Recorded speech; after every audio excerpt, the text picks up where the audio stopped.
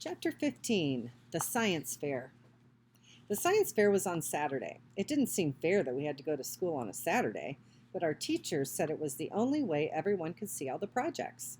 I was glad everyone was going to see our project. I couldn't wait until they heard what we discovered.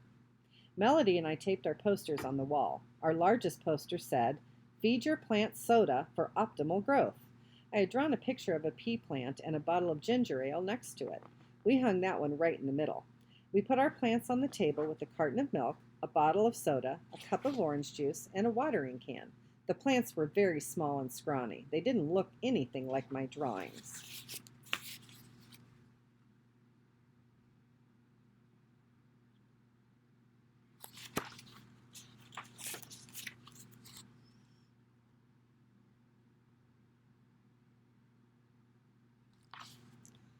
Becky and Charlotte came over to our table while I was trying to make our plants look better by drawing pictures on the pots. The pictures didn't help. Those plants don't look that good," Charlotte said. "Did you really water one with soda?" "Yes," Melody said, "and we made a scientific discovery. This is our lucky year." Becky and Charlotte looked puzzled, so I explained the idea to them. "Melody and I were born in the year of the tiger," I told them, "so the year of the dog is really lucky for us. We'll probably win the blue ribbon."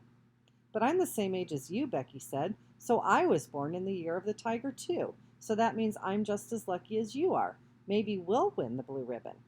Melody and I looked at each other. We hadn't thought of that. How could all of us be lucky when there was only one blue ribbon? "We're luckier because it's the Chinese year of the dog," Melody said, "and Grace and I are Chinese." I could see Becky didn't agree, but Miss Malone, Melody's teacher, came into the room and told everyone to go stand by their projects.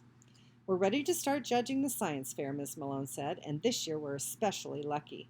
My good friend, Mr. McNeely, is going to be our guest judge. He's a scientist and he works at NASA." "Lucky," Melody nudged me. "See, with him here, we'll definitely get the blue ribbon." "But he's from NASA," I whispered to Melody. "That's like the space shuttle. He's probably an astronaut. He won't know about plants." "Astronauts are scientists," she whispered back, "and scientists know about science. We're gonna win. I know it." We waited a long time for Mr. McNeely to come to our project, and when he did, he looked surprised. "Well, this is an interesting project," he said, and he picked up our report and started reading it. We nudged each other. Here was our good luck. "However," he said to us, "I'm not sure your results substantiate your claim. Were your plants in a controlled environment?" I looked at Melody. Her grin had completely disappeared. "Our water plant is the control," I told him, remembering what Mom had called it. I felt very smart. "No, I mean, did you give each plant the same amount of liquid and did they each get the same sun exposure?" he said. "Well, there wasn't enough room in the window for the water plant, so I put that one on the table in the other room," I said, suddenly not feeling very smart. "It might have gotten less light, and we didn't measure how much water we gave them." Said Mr. McNeely, frowning, "that I'm afraid your scientific method was seriously flawed." Melody and I looked at each other, and we didn't feel so lucky anymore. "To get true results, you should do this project over again with at least 10 plants for each liquid in a controlled environment," he said. He continued, "and then you should do a chlorophyll test." And when he left, Melody and I were very quiet. "I don't think he liked it," Melody said. "He did say it was interesting," I said. "But I really thought we had discovered something," Melody said, and she sounded glum. He thought it was a terrible project.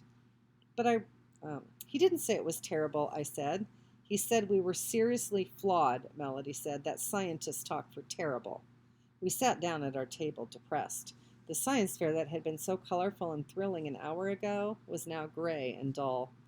"I didn't know scientists had to do all that stuff," I said. Maybe I didn't want to be a scientist after all. It looked like I didn't have any science talent. "Did you know what he was talking about?" "No," Melody said, and we both laughed. An hour later, Ms. Malone came back into the room, and we watched her hand Charlotte and Becky the blue ribbon, and then their pictures were taken for the school newspaper. "I guess Charlotte and Becky have more luck than we do after all," Melody said, "even though they're not Chinese." "Maybe because Becky has a dog," I said. "Dogs are probably better friends with other dogs than they are with tigers." "Yeah," Melody said. "Scruffy probably put in a good word for them. Or maybe they just had a better science project," I said. "Maybe," Melody said, "but I bet it was Scruffy."